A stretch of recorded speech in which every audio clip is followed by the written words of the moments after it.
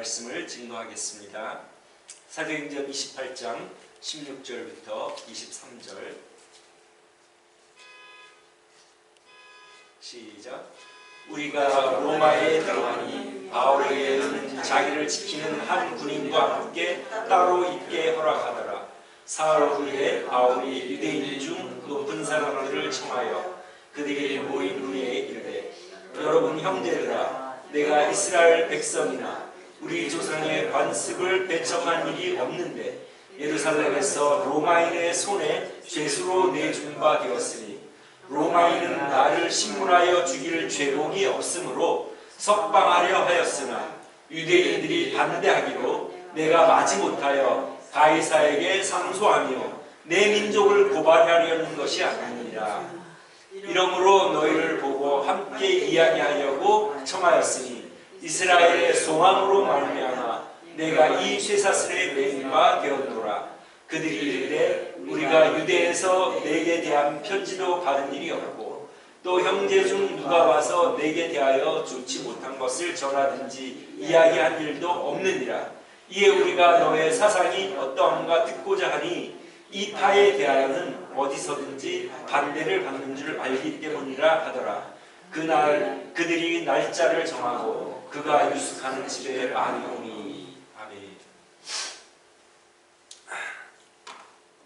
드디어 바울 사도가 로마에 도착을 했는데 특별 대우를 받는 것을 볼 수 있습니다. 바울에게는, 그러니까 다른 사람에게는 그렇게 하지 않았는데 바울에게는 따로 군인 한 사람을 두어서 지키게 했다.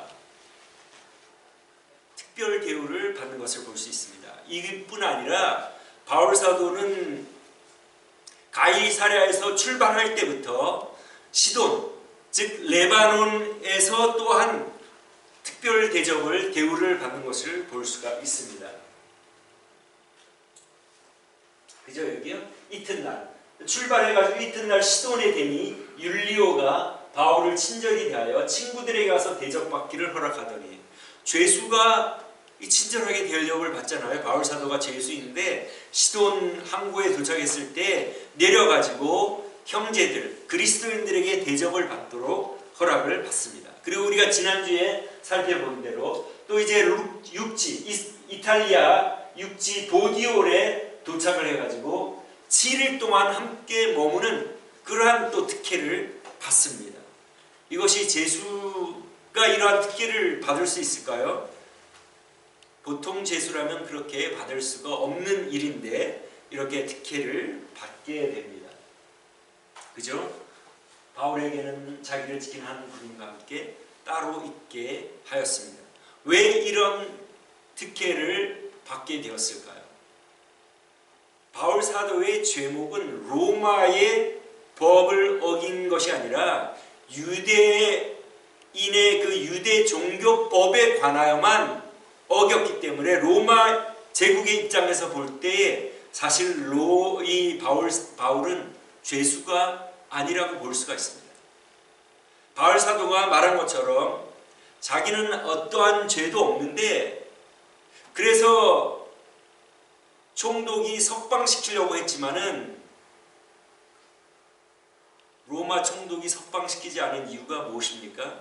자기는 그 이스라엘 나라를 다스려야 하는데 유대 지도자들이 바울 사도를 처벌해 주기를 원하는데 석방을 해버리면 총독으로서 그 유대 지도자들과 좋은 관계에 있어야 유대를 통치하기가 쉬운데 그들의 협조를 받지 못하면 안 되기 때문에 울며 겨자 먹기로 로마 제국의 법으로 볼 때는 석방을 시켜야 마땅하지만 이 유대 나라를 다스릴 때의 그 외교적인 관점에서 봤을 때는 이 바울을 석방시키면 관계가 껄끄러워지고 이들이 불만을 가지고 협조를 안 하면 이 유대를 통치하기가 어렵기 때문에 외교적인 것 때문에 그냥 구금을 해놨다가 바울 사도가 로마 법정에 재판을 받기 원하니까 잘됐다 하면서 이제 로마로 압송을 한 것을 우리가 잘 알 수가 있습니다.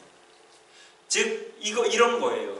이 우리 미국 시민이 이슬람 나라에 여행을 그 이슬람 법을 잘 모르고 그 이슬람 법을 범했는데 이 미국의 법을 적용시켜 보면 아무것도 아닌데 거기에 그렇게 어려움을 당한다는 것을 알고 이제 미국으로 호송하는 과정에 그 죄수 취급을 하겠습니까?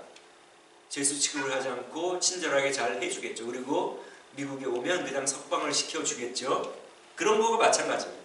로마 제국의 입장에서 봤을 때 바울 사도가 어떤 로마 법에 저촉되는 일을 한 것이 아니라 다만 자기들의 속국 유대의 유대 종교법에만 저촉이 되기 때문에 그렇게 관대하게 해준 것을 알 수가 있고, 또 한 가지는 가이사랴의 고넬료라는 백부장이 있었지 않습니까? 이 백부장은 경건한 사람으로 어려운 사람들, 가난한 사람들에게 구제를 하고 하나님께 기도하는 경건한 사람이었지 않습니까? 그러니까 하나님께서 그 고넬료를 구원하기 위하여 베드로를 보내어서 구원하지 않습니까? 백부장이잖아요.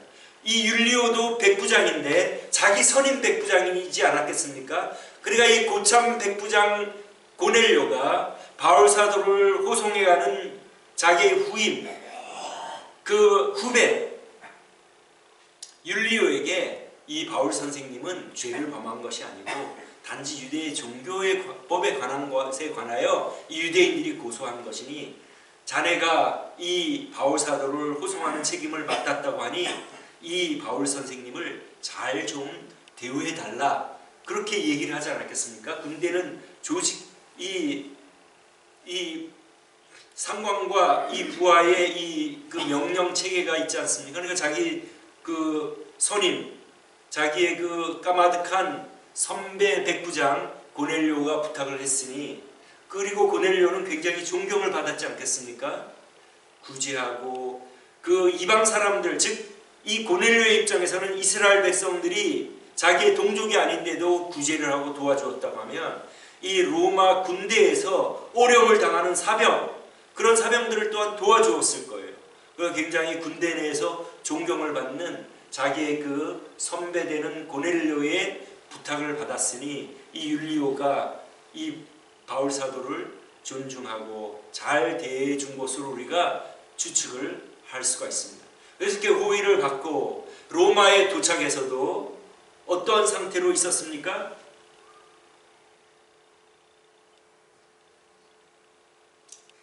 마지막 28장 마지막 절에 보면 온 이태 동안, 2해 동안 자기 셋집에 머물면서 자기에게 오는 사람들에게 복음을 전했다고 기록하고 있습니다.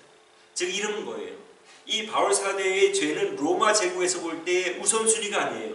재판할 우선순위가 아니기 때문에 그냥 일단 재판을, 다른 중요한 것을 먼저 재판하니까 그 법정이 얼마나, 우리가 여기서도 알 수 있지만 그 과정이 오래 걸리지 않습니까? 그러니까 지금 바쁜 그러한 그 중재들을 먼저 재판을 해야 되니까 바울 사도는 이거 사실 로마 제국의 입장에서 보면 죄도 아니기 때문에 재판은 하기는 해야 되는데 우선순위에서 밀린 거예요.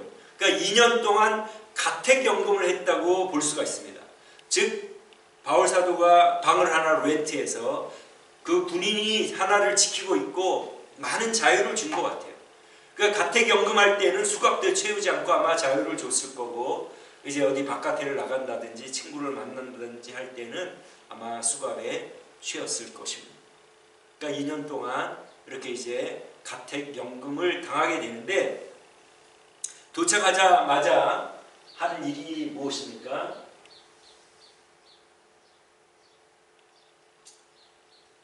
사흘 후에 유대인 지도자들을 초청한 것입니다. 로마에 거주하는 그 유지들, 그 유대인들을 이끌어 나가는 유대 교포사회의 지도자들을 초대를 한 것입니다. 어떻게 죄수의 몸으로 초대를 했을까요? 바울의 그 전도팀 일행이 있지 않습니까? 지금 이 사도행전을 기록한 의사 누가도 있었고 그 일행들이 있었을 것입니다. 그러니까 바울 사도가 그들에게 회당에 찾아다니면서 지도자들을 좀 초청해라, 아마 그렇게 부탁을 했을 거예요. 이 유대인들은 어느 나라를 가든지 회당을 세우지 않습니까? 우리 한국 사람들이 이민을 오면 교회를 세우는 것과 마찬가지로 그들은 회당을 세워서 로마에 그 당시에 한 10개 정도의 10개 이상의 회당이 있었던 것으로 추측을 하고 있습니다. 그러니까 유대 회당이 어디 있는지를 물어가지고 회당들에 찾아가가지고 유대 지도자들을 초청을 했는데, 표면상 이유는 자기가 왜 로마 법정에 서게 되었는지, 내가 우리 민족을 고발하려는 것이 아니라, 나는 아무 제목이 없어서 로마 사람들은 나를 풀어주려고 했지만은 이 유대인들이 반대를 하기 때문에 할 수 없이 내가 내 변호를 위해서 이 로마 법정에 선 것이지, 우리 민족을 고발하거나 우리 민족에 대하여 내가 어떤 반대하여 법정에 선 것이 아니다 하는 그러한 자기의 그 입장을 얘기를 하기 위하여 그들을 부른 것입니다. 그 유대 지도자들, 로마에 거주하는 이 유대 지도자들이 그렇게 부른다고 해서 선뜻 온 것도 좀 흥미롭지 않습니까? 아마 이들은 바울 사도에 대하여 익히 들었을 거예요. 우리가 사도행전을 통하여 살펴본 대로 바울 사도는 고린도 교회에서, 고린도 지역에서 2년 정도 선교 사역을 했습니다. 고린도는 물류 중심입니다. 아시아와 유럽을 잇는 그 물류 중심에 그 고린도를 거치면 먼 백길로 로마로 가는 것보다 시간이 많이 단축되기 때문에 그 상업 지역인 그 물류 중심인 고린도에서 바울 사도가 복음을 전했는데, 회당에서도 복음을 전하지 않습니까? 회당에서 전하면 항상 핍박을 받는데 그 회당장들끼리는 서로 교류가 있지 않겠습니까?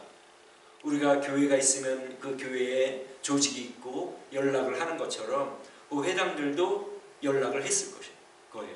그 다음에 에베소, 여기도 물류 중심 아닙니까? 터키, 지금의 터키 지역인데 이 에베소에서도 바울 사도가 3년 이상 복음을 전했으니까 도합 5년 정도 이 지역에서 물류 중심의 도시에서 복음을 전했기 때문에 바울 사도의 이 이름은 모두 익히 알고 있었을 것입니다.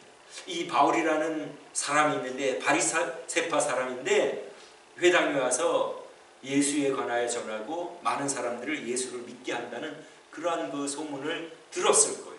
그러니까 이 로마에 바울 사도가 잡혀와 있다는 것을 듣고 연락을 했을 때 그들이 모두 바울의 초대에 응하여 여러 사람이 온 것을 우리가 알 수가 있습니다. 그들에게 자기의 입장을 변호하는 거였지만 실제적으로 바울 사도가 그들을 초대한 이유가 무엇입니까?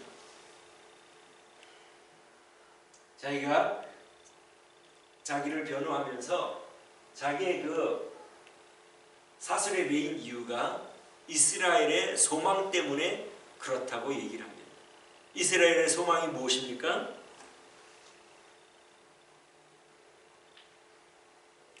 우리 23장에 살펴보았듯이 죽은 자의 소망, 곧 부활로 말미암아 내가 신문을 받노라.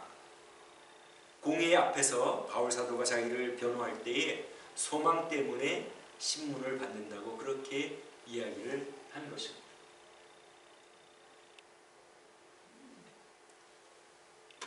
즉 바울 사도는 그 유대 지도자들에게 먼저 복음을 전하고 싶어서 실제적으로 그들을 부른 것임을 알 수가 있습니다. 우리 그리스도인들의 믿음의 가장 토대는 파운데이션, 우리가 믿음의 근거는, 우리의 믿음을 뿌리를 내리는 곳은 다름 아닌 예수님의 부활입니다. 바울 사도도 그랬고 예수님의 제자들도 그랬습니다. 여러분의 신앙은 어디에 뿌리를 둡니까? 무엇을 근거로 예수님을 믿고 하나님을 믿습니까? 우리에게 복음을 전해준 바울 사도나 제자들처럼 부활에 우리의 믿음을 두지 않으면 흔들리기가 쉽습니다. 예수님의 부활의 확실성에 우리의 믿음을 둘 때만 우리의 믿음이 흔들리지 않습니다. 바울 사도는 바리새인으로 부활을 믿었지만 예수님이 부활한 구원주라고는 믿지 않았습니다. 택도 없는 소리라고 생각을 하고 예수님의 부활을 전하는 기독교인들을 박해하고 체포하고 투옥하는 데 앞장을 선 사람이었습니다. 근데 우리가 잘 아는 대로 그 다마스커스, 지금으로 말하자면 시리아의 수도 다마스커스로 예수 믿는 사람들을 체포하러 가다가 그 다마스커스 도상에서 예수님을 만나지 않습니까? 그리고는 그의 삶의 태도가 완전히 변화되지 않습니까? 예수님을 박해하던 사람에서 예수님을 전하는 전도자가 된 것입니다. 즉 바울 사도의 터닝 포인트, 전환점, 삶의 전환점은 부활하신 예수님을 만난 것이 터닝 포인트입니다. 삶의 전환점이 된 것입니다. 바울 사도뿐 아니라 예수님의 제자들도 마찬가지입니다. 예수님의 제자들이 예수님이 체포될 당시에 그들의 태도는 어땠습니까? 걸음아 날 살려라. 자기들에게도 어떤 위험이 따를까 봐서 도망가지 않습니까? 베드로 사도만이 요한과 함께, 베드로 사도는 자기가 그래도 수제자니까 예수님이 어떻게 될 것인가 하고 따라갔다가 여자아이가 너도 그 대제사장의 집에서 일하는 여자아이가 당신도 예수와 한패요 얘기했을 때 뭐라고 말합니까?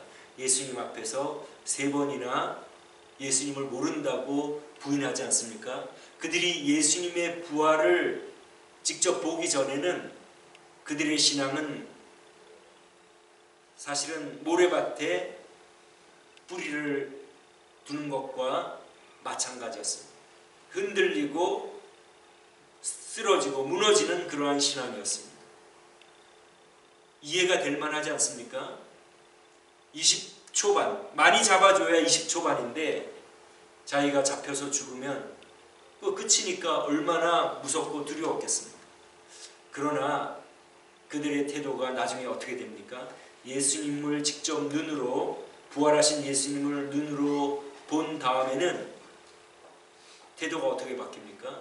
예수님을 십자가에 못 박은 유대 지도자들 앞에서 너희 말을 듣는 것과 하나님의 말을 듣는 것, 이 둘 중에 우리가 무엇을 들어야 하는지 너희가 판단해 보아도 알 것 아니냐. 그렇게 그들과 맞서고 투옥당하고 베드로, 야고보 사도는 예수님을 전하다가 헤롯 왕에게 목베임을 당하지 않습니까? 그들의 태도의 변화를 어떻게 설명할 수가 있습니까? 그들은 예수님을 눈으로 보았기 때문에 예수님의 부활을 보고 예수님이 승천하신 것을 보고 더 이상 이 세상에서 삶이 끝이 아니고 영원한 나라가 있고 영생이 있다는 것을 그들이 체험적으로 체험했기 때문에 그들은 죽음을 두려워하지 않은 것입니다. 이 예수님의 제자들의 복음을 들은 사람들이 교회를 이루고 지금까지 전해져 우리에게까지 전달되어서 우리가 지금 교회를 이루고 있지 않습니까?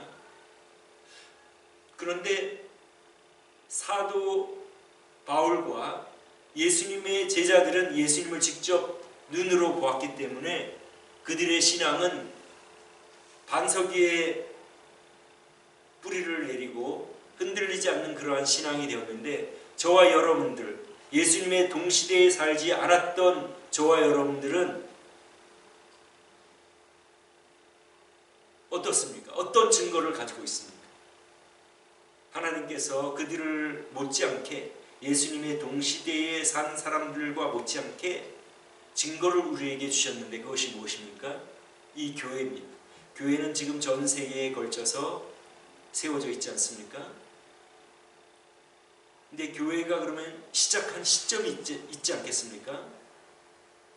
2000년 전에 제자들에 의해서 교회가 시작되었다는 이 사도행전의 교회의 시작의 이야기 말고는 교회의 시작을 기록한 어떠한 문서도 없기 때문에 교회가 있는 것은 사실이고 교회가 어떻게 시작되었는가를 알아보려면 사도행전의 기록을 우리가 볼 수밖에 없고 그것을 믿을 수밖에 없습니다. 왜냐하면 그 외에는 교회가 어떻게 시작되었다는 어떠한 근거가 없기 때문에 교회는 예수님의 제자들이 예수님의 부활을 눈으로 직접 보고 바깥에 나가서 유대인들에게 오순절날 유대교로 개종한 이방인들과 또 유대인들에게 복음을 전하여 교회가 세워지고 그것을 믿은 사람들이 모여 그것이 교회가 되고 오늘날까지 이렇게 전달되어 온 것이고 오늘날 우리가 예수님을 믿게 된 것입니다. 그러니까 교회가 있는 곳을 볼 때 교회가 시작된 시점이 있고 그 시작된 시점은 예수님의 부활을 목격하고 예수님은 인간이 아니라 하나님의 아들이시고 우리 죄를 위하여 돌아가신 구원주이심을 전하여 교회가 이루어졌으니 이 교회야말로 우리가 예수님의 동시대에 살지는 못했지만 예수님이 부활하신 증거가 되고 우리에게 하나님께서 우리가 예수님을 보지는 못해도 교회를 통하여 예수님이 하나님 아들 되신 부활하시고 승천하신 하나님의 아들이심을 우리가 확신할 수 있는 근거가 됩니다. 그러니까 바울 사도와 이 예수님의 제자들이 예수님의 부활을 직접 눈으로 보고 그 부활의 믿음의 뿌리를 둔 것처럼 우리 또한 이 교회를 통하여 예수님의 부활은 참되구나. 그것을 우리가 믿지 않을 수가 없다. 왜냐하면 20대 초반의 청년들이 처음에는 죽음이 무서워서 예수님을 모른다 하고 도망을 갔던 그들이 50일 날 되어서는 그 행동이 완전히 태도가 바뀌어가지고 죽일 테면 죽여라. 그걸 우리가 어떻게 설명을 할 수가 있겠습니까? 여러분들이 그 제자들이 한 사람이라면 예수님의 부활이 사실이 아닌데 그것 때문에 죽게 되었을 때에 한 번만 살려주십시오. 제가 거짓말을 했습니다. 그리고 살지 않겠습니까? 예수님이 부활하지 않았는데 부활했다고 얘기를 하다가 죽을 이유가 무엇이겠습니까?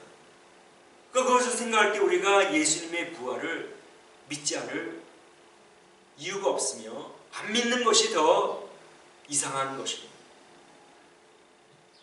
많은 사람들이 이 세상에 있고 이 복음의 이야기를 들어도 믿지 않는 사람이 있고 믿는 사람이 있습니다.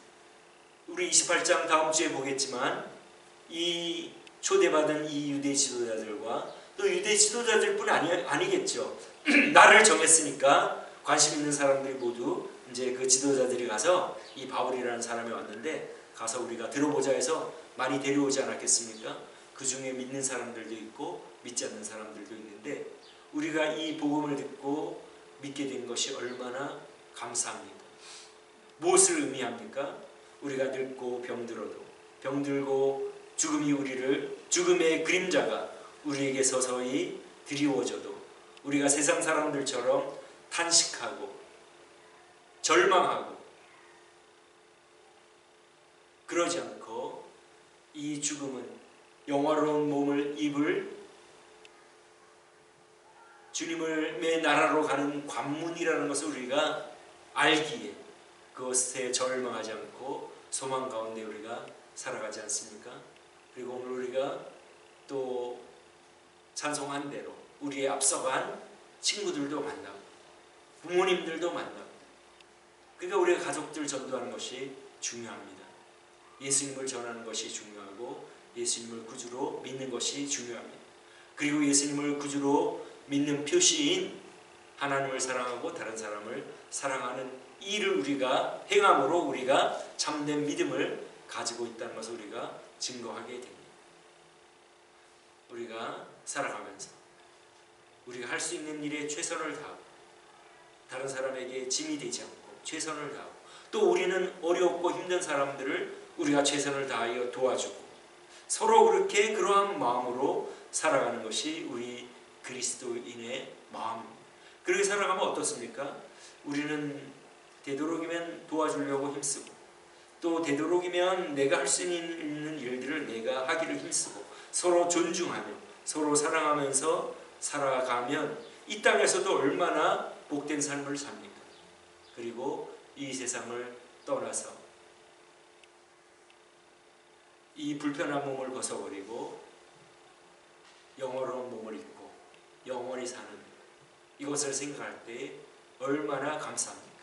그래서 우리의 믿음은 이 바울 사도와 제자들이 부활신앙, 부활을 목격하고 이제는 죽음을 불사하고 복음을 전한 것처럼 우리도 이 땅에 살아갈 때에 이 부활신앙, 이 주님이 부활하셨고 우리의 구원주 되신다는 이것에 뿌리를 두고 그 믿음을 제자들의 태도를 통하여 이것은 부인할 수 없는 사실임을 우리 마음에 깊이 간직하면서 그것을 믿는 표시로 사람들을 사랑하고 섬기고 하나님 앞에서 늘 내 행동이 하나님 보시기에 어떨까를 생각하면서 살아감으로 참된 믿음의 소유자로 이제 이 세상을 떠나면 하나님 나라로 인도함을 받는 복된 성도님들 되시기를 주님의 이름으로 축원합니다. 아멘. 우리 기도하겠습니다.